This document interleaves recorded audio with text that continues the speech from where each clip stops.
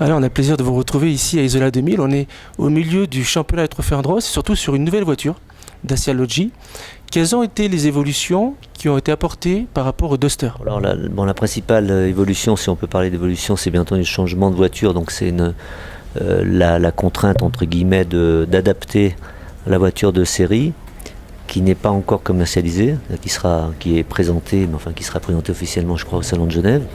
Et donc l'adapter aux règles et aux normes du Trophée Andros. Ça a été le gros travail parce que ça implique un travail sur le plan sportif, bien sûr, un travail sur le plan du produit. Le design de Renault a été très impliqué parce qu'il ne faut bien entendu pas dénaturer le style de la voiture.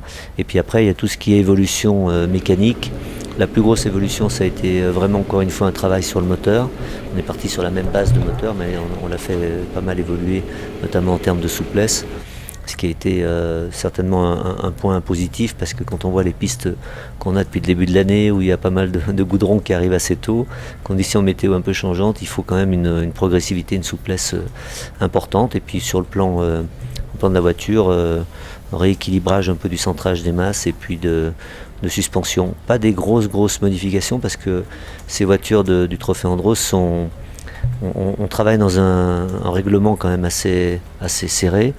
Donc on a une marge de manœuvre assez peu importante, mais c'est par petites touches qu'on arrive à faire progresser. On a deux Dacia Logi engagés, dont une avec votre fils Nicolas.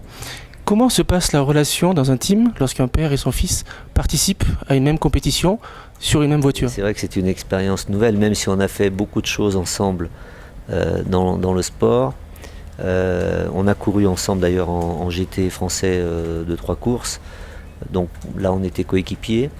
Aujourd'hui on est bien entendu coéquipiers, mais le format des courses fait que s'il est devant, il est devant. On peut rien faire. Donc on est en même temps adversaire, mais le mot adversaire ne s'adapte pas à ce genre de situation. Voilà, donc ça c'est... Si par exemple cet après-midi il est plus vite, ce qui est tout à fait possible parce qu'il est très bien en ce moment, il a des bons pneus, tout ça, c'est... écoutez, je préfère bien entendu que ce soit lui qui soit devant. J'ai déjà eu l'expérience avec lui de faire beaucoup de sports différents, comme le tennis, le golf, le ski, le vélo. Et puis avec l'âge, on essaie toujours de repousser le moment où il va être plus performant, mais on sait qu'à un moment ou à un autre ça va arriver. Donc j'espère que dans le trophée ça arrivera le plus tard possible. Mais l'essentiel, d'une certaine manière, c'est que ça arrive. Voilà, ce sera bon signe. Ce serait une véritable joie que de le voir s'imposer devant vous. Et admettons que vous soyez vraiment en confrontation très proche sur la piste, jusqu'où vous iriez pour le dépasser ou pas?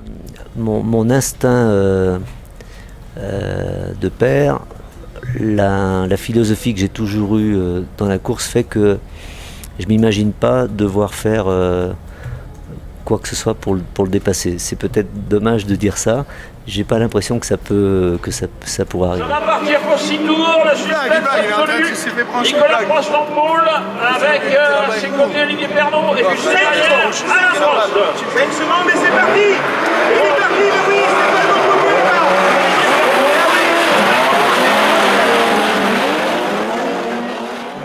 Votre expérience de la compétition, est-ce que vous échangez beaucoup sur la mise au point de la voiture? Est-ce que vous l'accompagnez? Jusqu'où vous allez dans l'échange de données, par exemple? Ce qui est vraiment intéressant, c'est que Nicolas a commencé la course très tard. Il a on va dire une formation vraiment de mathématiques, puisqu'il a un diplôme de Columbia au niveau master, enfin de sciences et d'économie. Donc il a une tête bien faite. Ce qui fait que dans la course, il a une manière d'approcher les choses, une manière très synthétique, qui me convient très bien, qui est quand même assez proche de la mienne, et certainement d'une manière peut-être même encore plus pointilleuse que moi.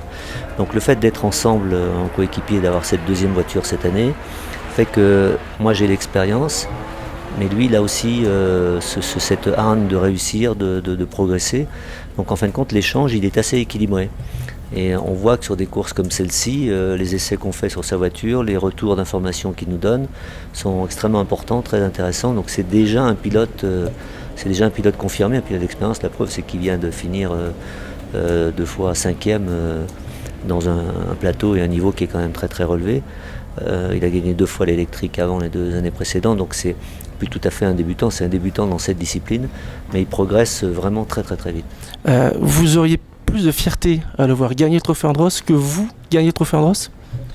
J'aimerais bien gagner celui-là, parce que je pense que lui ne pourra pas le gagner celui-là, et je serais très fier s'il pouvait gagner le prochain, et s'il fallait l'aider pour gagner le prochain, bien entendu, que j'en gagne 3 ou 4, ce ne sera pas une grande différence pour moi, pourvu que l'équipe, pourvu qu'on soit dans la même équipe, voilà, qu'on ait un résultat final victorieux.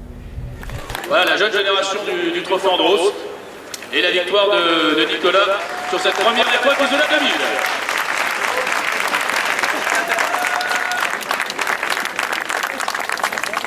Question subsidiaire, Alain.